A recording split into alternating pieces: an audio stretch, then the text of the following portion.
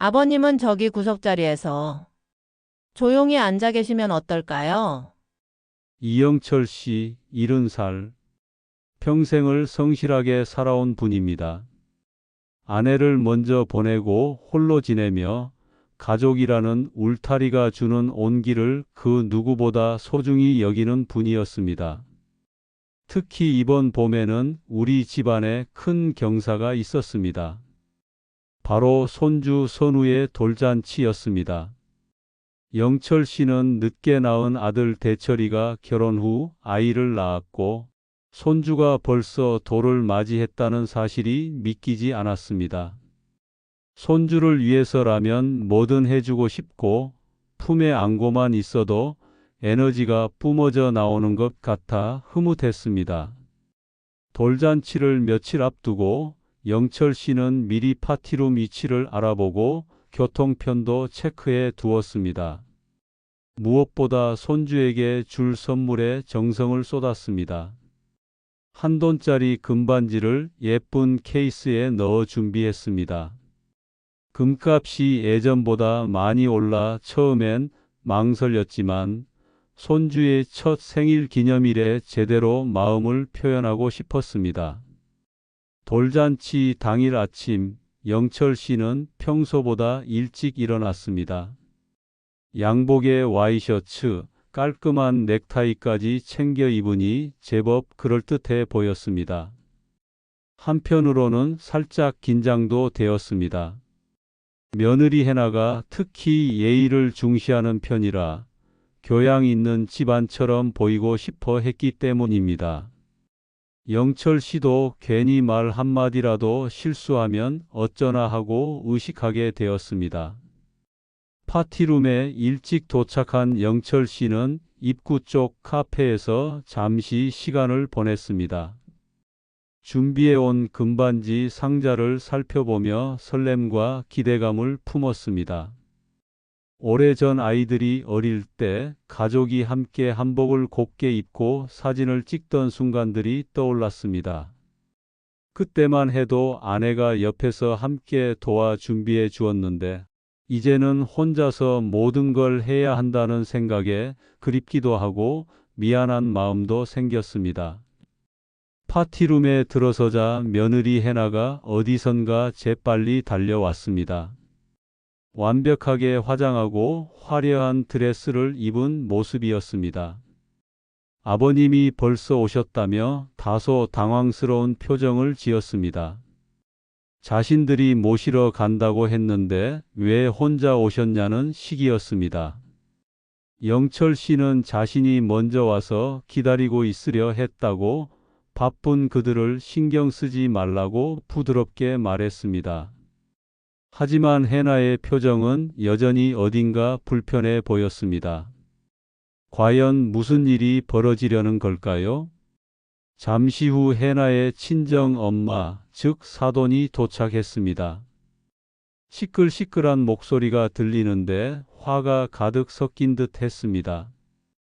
테이블 간격이 왜 이렇게 좁냐고 돈 받고 이 정도밖에 못하냐고 스태프들에게 고성을 지르는 소리가 들려왔습니다. 그런데 더 충격적인 일이 벌어졌습니다. 해나가 영철 씨에게 조심스럽게 다가와 말을 꺼낸 것입니다. 오늘 자신들 쪽 지인이 많이 온다며 영철 씨는 저쪽 구석 자리에서 조용히 앉아 계시면 어떨까 하고 제안했습니다. 영철 씨는 처음에 자신이 제대로 들은 게 맞나 싶었습니다. 손주 돌잔치를 축하하러 그리고 가족들과 함께 웃으며 추억을 만들러 온 건데 구석에 조용히 앉아 있으라니. 겉으로는 며느리가 얼마나 신경이 곤두서 있을까 하고 이해하려 했지만 가슴 한편에서는 무슨 비수를 맞는 느낌이 들었습니다. 그때 아들 대철이가 나타나더니 미안해하며 해나가 하자는 대로 해달라고 오늘은 양가 손님이 많다고 말했습니다. 과연 이것이 정상적인 상황일까요? 영철 씨는 당장 화를 낼 수도 있었지만 손주 첫 돌잔치에서 소란을 피우고 싶지 않았습니다. 결국 준비해 온 금반지 상자를 꼭 쥐고 한쪽 구석 테이블에 조용히 자리를 잡았습니다. 내심 앉아 있다 보면 누군가, 적어도 아들이라도 와서 함께 가운데 앉으라고 챙겨줄 줄 알았습니다. 하지만 파티룸은 점점 북적여지고 며느리와 사돈 쪽 손님들은 자기들끼리 반갑게 이야기하며 사진발 잘 나오는 테이블을 차지하기에 바빴습니다. 몇몇 사람들은 아예 영철 씨가 누구인지 눈치도 못 챈 것 같았습니다. 아들도 친척들을 챙긴다고 왔다 갔다 했지만 영철 씨를 돌아보지는 못했습니다. 그렇게 모르는 사람들 사이에서 영철 씨는 자신의 손주 돌잔치를 멀리서 지켜봐야 했습니다. 들뜬 음악이 나오고 머리 위 풍선은 오색 빛깔로 예쁘게 떠다니는데 영철 씨의 마음은 오히려 무거워지기만 했습니다. 이게 정말 가족 행사인지 자신이 여기에 왜 와 있는 건지 잠시 혼란스러워졌습니다. 처음에 준비했던 설렘과 기대감이 점차 실망과 서러움으로 변해가는 것을 느끼면서도 영철 씨는 애써 다른 사람들과 눈이 마주치지 않게 고개를 숙이고 있었습니다. 그런데 파티룸 문이 열리면서 뒤늦게 둘째 딸이 들어섰습니다. 둘째 딸은 성격이 아주 강직하고 솔직했습니다. 사이다처럼 꽉 막힌 속을 뻥 뚫어주는 면이 있어서 영철 씨가 늘 믿고 의지하는 편이었습니다. 딸이 들어오자마자 파티룸 분위기를 휙 둘러보더니 금세 영철 씨 쪽을 발견하고는 눈이 확 커졌습니다. 그리고 다짜고짜 달려오면서 아버지가 왜 구석에 혼자 앉아 있느냐고, 이게 대체 뭐냐고 묻는데 그 목소리가 참으로 듬직했습니다. 영철 씨는 괜히 한숨을 쉬며 그렇게 됐다고 얼버무렸습니다. 둘째 딸은 영철 씨의 상태를 파악하더니 얼굴이 굳어졌습니다. 이미 이 상황이 어떻게 굴러가고 있는지 눈치를 챈 것입니다. 과연 둘째 딸은 어떤 행동을 취할까요? 그리고 이 가족에게는 어떤 일이 벌어질까요? 둘째 딸은 곧장 아들 대철이를 찾아갔습니다. 오빠 이게 뭐냐고, 아빠가 왜 저기 혼자 구석에 앉아 계시냐고 따졌습니다. 돌잔치에 초대해 놓고 제대로 인사라도 드렸냐고 목소리를 높였습니다. 대철이는 마치 어린애처럼 주눅든 얼굴을 하고 주변 눈치를 살피며 작게 중얼댔습니다. 미안하다고. 그런데 오늘 해나와 장모님이 워낙 정신이 없어서 아버지를 모시기도 좀 그렇다고 변명했습니다. 그러자 둘째 딸이 참지 못하고 더 큰 목소리로 받아쳤습니다.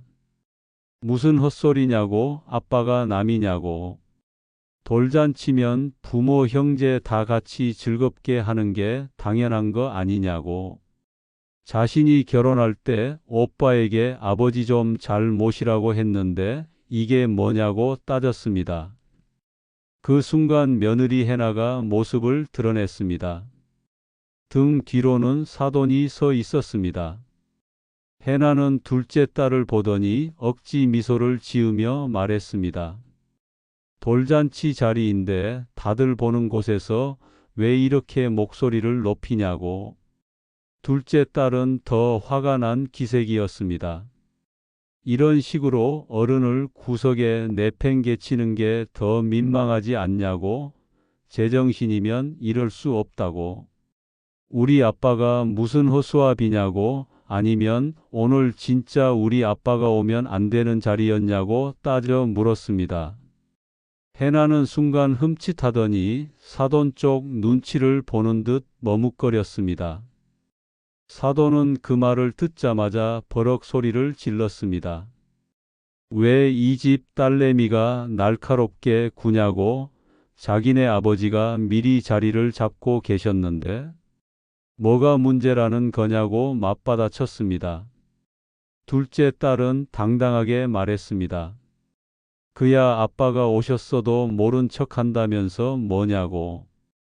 아빠가 구석에서 그냥 앉아 있는 꼴이 좋아 보이냐고. 게다가 방금 들어오는 길에 누가 그러던데 제 아빠가 사돈한테 인사도 제대로 안 했다느니 대체 무슨 상황이 돌아가고 있는 거냐고 따졌습니다.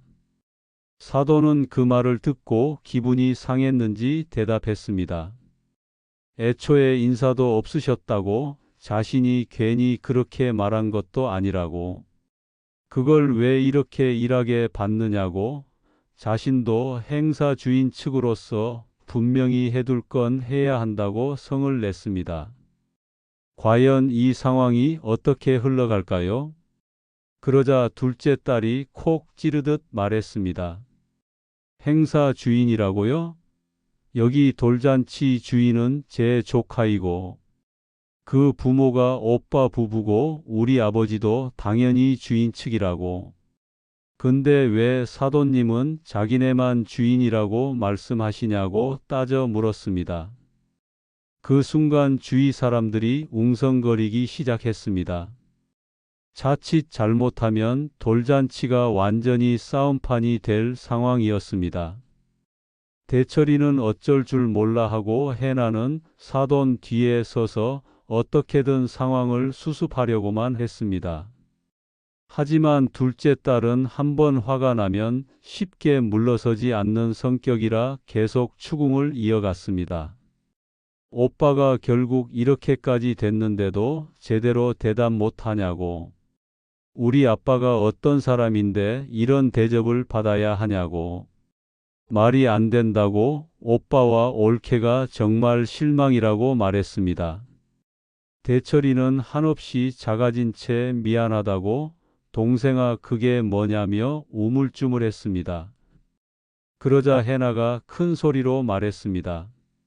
왜 다들 우리 쪽만 탓하냐고. 자신도 지금 정신이 없는데 우리 엄마 오시고 하객들 모시느라 정신이 하나도 없었다고.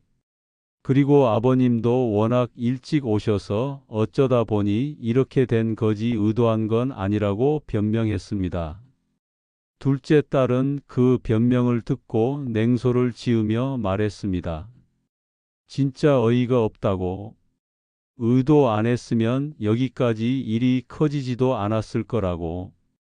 이게 처음도 아닐 텐데 저번에도 아빠가 손주 돌보기 도와주시려다 결국 눈치 보며 물러난 적 있지 않냐고.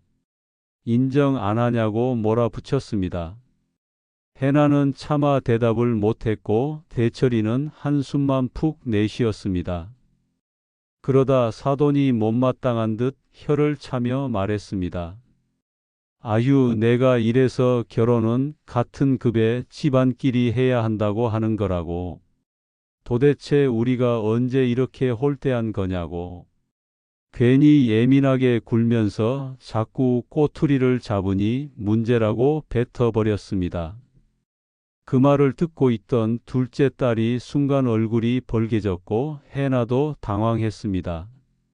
왜냐하면 저 말은 완전히 너희 집안은 우리 집안 급이 안 된다는 식으로 들렸거든요.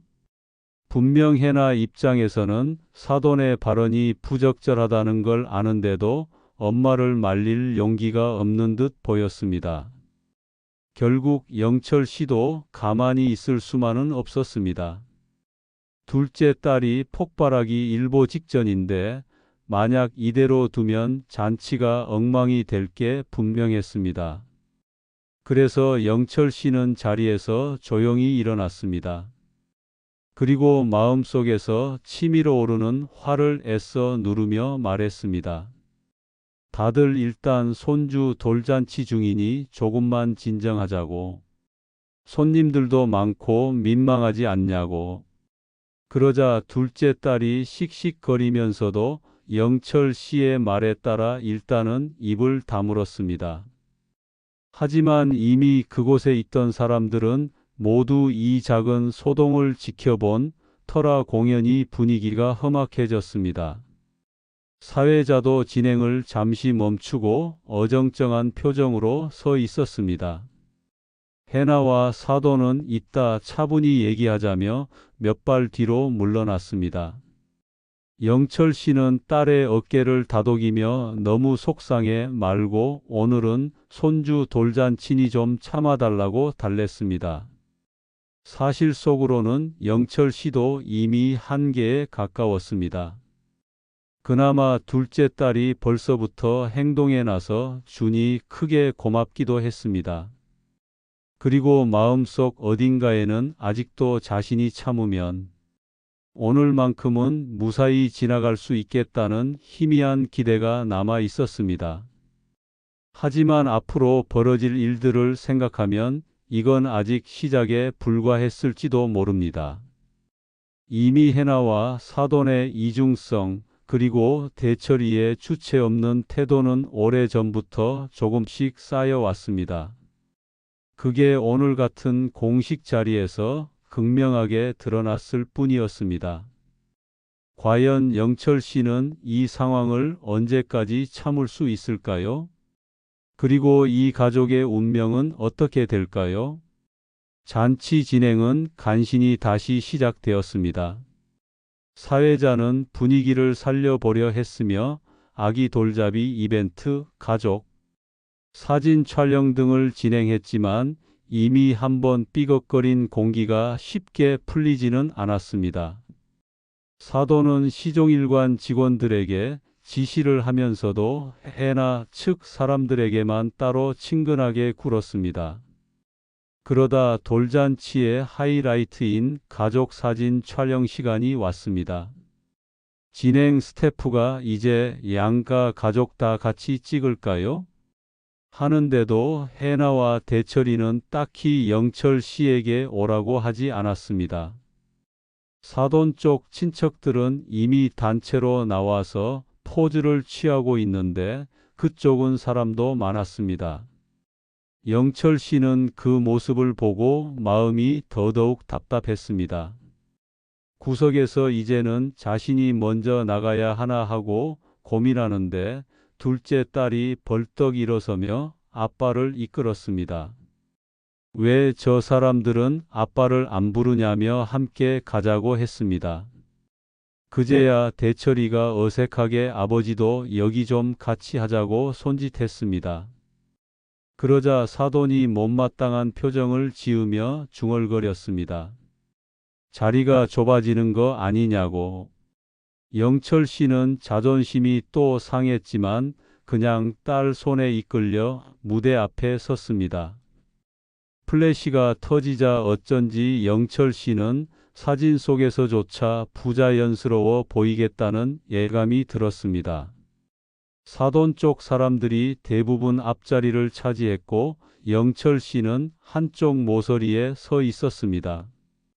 촬영이 끝나고 나서 사돈 쪽 친지들이 우르르 빠져나가는데 그중 몇 명이 영철 씨의 어깨를 툭 치며 건성으로 고생 많으세요 하고 지나갔습니다. 정말 형식적이고 건조한 인사였습니다. 그러면서 뒤돌아서 서로 키득거리거나 어쩐지 친가부는 조용하시네 하는 식으로 말을 주고받는 것이 들렸습니다. 과연 영철 씨는 이 모든 상황을 언제까지 참을 수 있을까요? 가족 사진 촬영 후에는 음식이 본격적으로 서빙되면서 손님들이 식사를 시작했습니다. 영철 씨 역시 구석 테이블에 앉았는데 스태프가 오는 시간이 더뎠습니다. 사돈 쪽에서 시종일관 불만 사항을 늘어놓아서인지 직원들이 우선적으로 그 테이블을 챙기는 듯 했습니다. 그 사이 해나가 잠깐 와서 아버님 음식 괜찮으세요 하는데 목소리가 조금 떨리는 게 느껴졌습니다. 영철 씨는 그냥 저녁 먹을 만하다고 손주 보느라 바쁜데 자신 신경 쓸 거 없다고 퉁명스럽게 답했습니다. 그러자 해나가 곤란한 표정을 짓다가 제안했습니다. 아버님 혹시 집으로 먼저 들어가실래요? 여기 사람이 너무 많아서 좀 시끄럽잖아요. 그 말에 영철 씨는 거의 울컥할 뻔했습니다.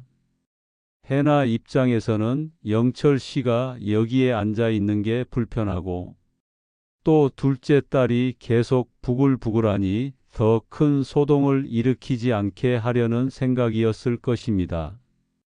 영철 씨는 어느 정도 자제를 하며 자신이 직접 알아서 할 테니 신경 끄고 있으라고 말만 남기고 해나를 돌려보냈습니다. 그런데 그때였습니다. 영철 씨에게 운명을 바꿀 순간이 찾아왔습니다. 잠시 화장실에 다녀오는 길에 우연히 들은 대화였습니다.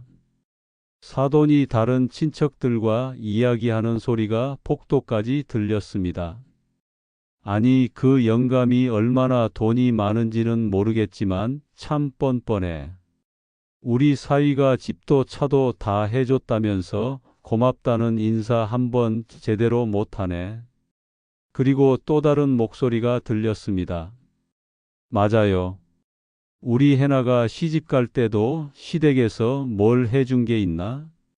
전부 우리가 다 준비했는데. 영철 씨는 그 순간 온몸이 떨렸습니다. 자신이 대철이 결혼할 때 집 구입비와 생활 자금을 보태준 것, 그리고 나중에 손주가 생기면서 더 튼튼한 집에서 살라며 증여까지 해준 것을 모르는 척하고 있었던 것입니다. 아니, 알면서도 뻔뻔하게 거짓말을 하고 있었던 것입니다. 영철 씨는 그 자리에서 결심했습니다.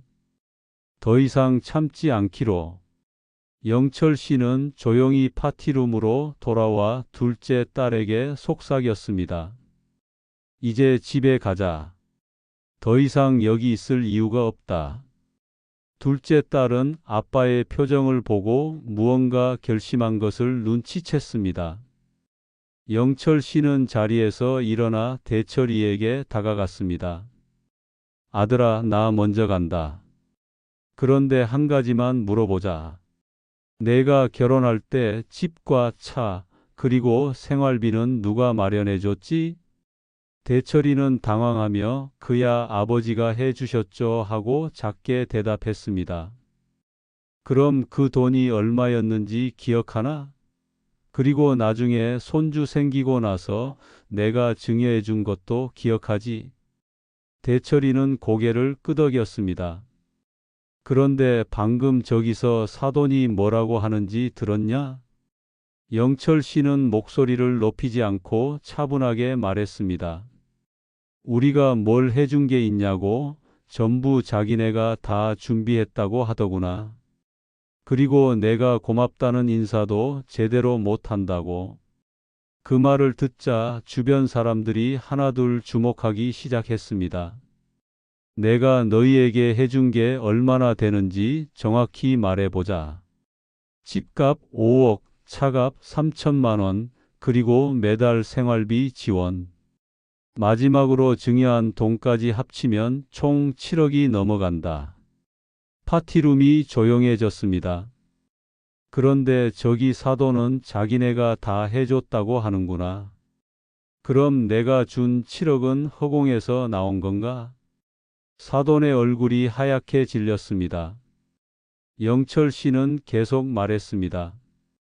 그리고 오늘 나를 구석에 앉히고 집에 먼저 가라고 하는 것까지 봤을 때 이제 내가 쓸모없어졌다고 생각하는 것 같다. 해나가 급하게 나서며 아버님, 그게 아니라고, 오해라고 말했지만 영철 씨는 손을 저었습니다. 오해가 아니야. 내가 직접 듣고 봤으니까. 그리고 영철 씨는 모든 사람들이 들을 수 있도록 또렷하게 말했습니다. 내가 증여했던 모든 것들, 집과 차와 돈 전부 다시 내 앞으로 돌려받겠다. 증여철에 소송을 할 거다. 파티룸이 완전히 조용해졌습니다. 너희가 나를 가족으로 여기지 않는다면 내 재산도 가족이 아닌 남에게 줄 이유가 없지.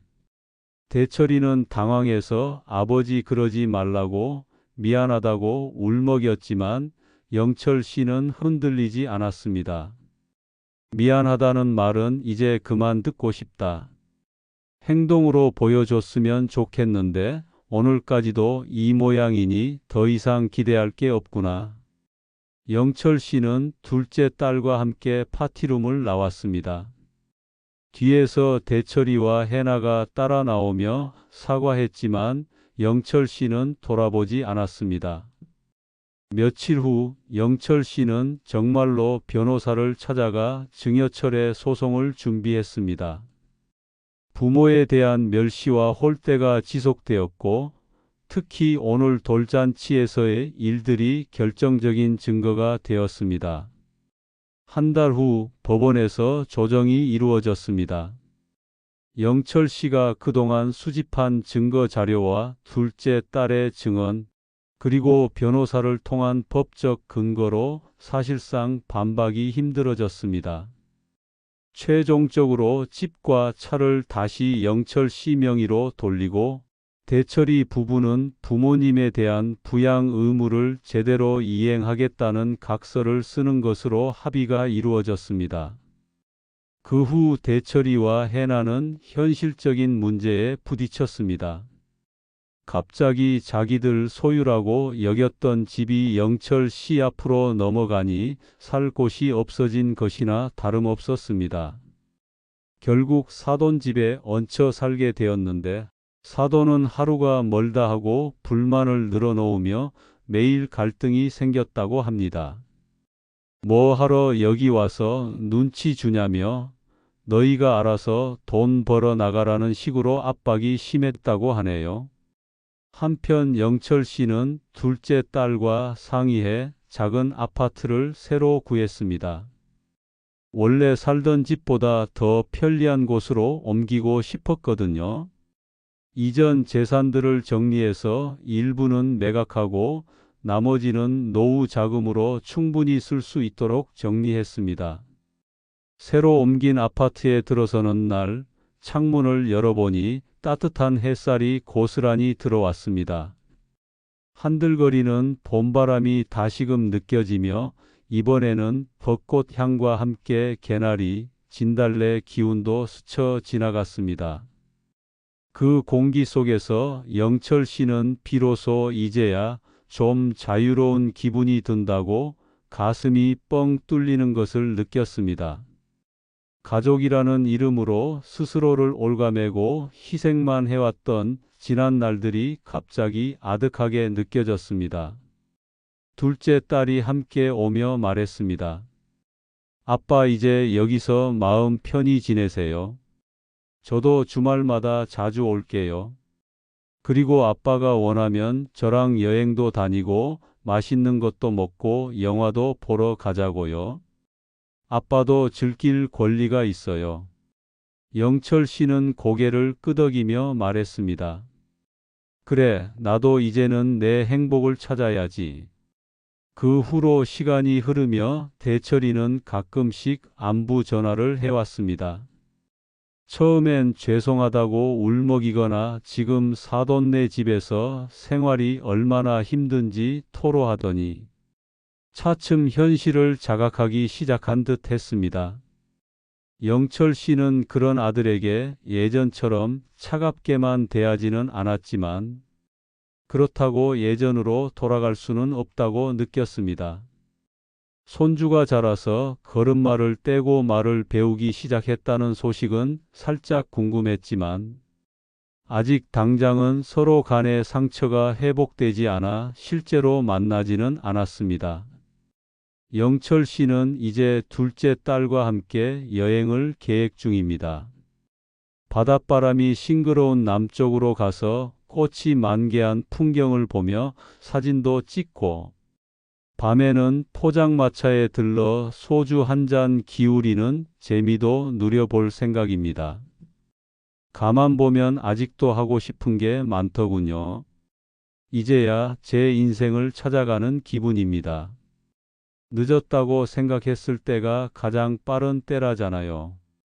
앞으로 남은 삶은 더 이상 희생만 하는 아버지가 아닌 자신을 사랑하면서 살고 싶습니다. 영철 씨의 이야기는 이렇게 끝났습니다. 때로는 가족이라는 이름에 매이지 말고 자신의 존엄성을 지키는 것이 진정한 사랑의 시작일 수 있다는 것을 보여준 이야기였습니다.